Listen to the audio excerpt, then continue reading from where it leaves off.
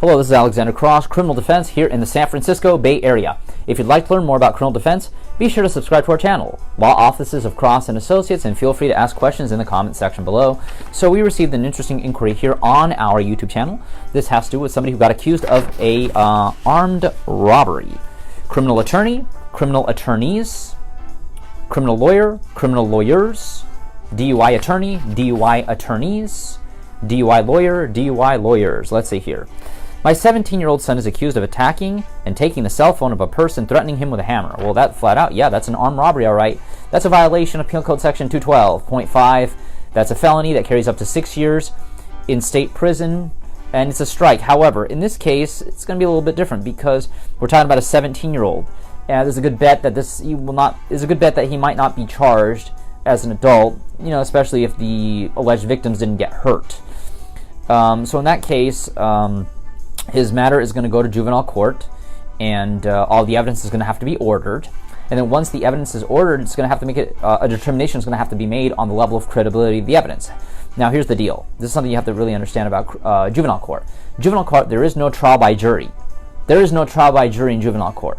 In Juvenile Court, at least here in California, I'm pretty sure it's like this all over the country, but in California, Juvenile Court, the judge decides 100%. The judge decides 100% whether or not the child is innocent or guilty or not guilty. And as a consequence, since it's going to be a trial by judge, you tend to have much higher conviction rates in juvenile court. So unless it's ridiculously obvious that the kid didn't do it, you're almost always going to have to talk to the DA, rather your attorney's going to have to talk to the DA to cut a deal with the DA to minimize the punishment. Because you want to avoid that 6 years, even if it's in a juvenile facility, you don't want to have to deal with that. Like I said, it would help tremendously, you know, his age, of course he's 17, attacking somebody with a hammer, to take their cell phone, threatening, you know, those are really, really bad facts. But in a situation like this, fortunately, juvenile court is more about rehabilitation. It's far less about punitive. It's far less about punishment. And the good thing is that once he is 18 years old and once he's finished with probation, he would be able to seal his arrest record so that in the future this armed robbery does not affect him much. Regardless, if you'd like to learn more about criminal defense here in the San Francisco Bay Area, don't forget to subscribe to our channel, Law Offices of Cross and Associates, and feel free to ask questions in the comment section below.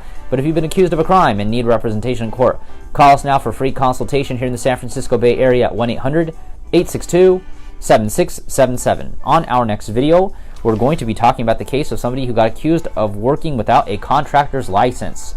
Criminal attorney, criminal attorneys, criminal lawyer, criminal lawyers, DUI lawyer, DUI lawyers, DUI attorney, DUI attorneys.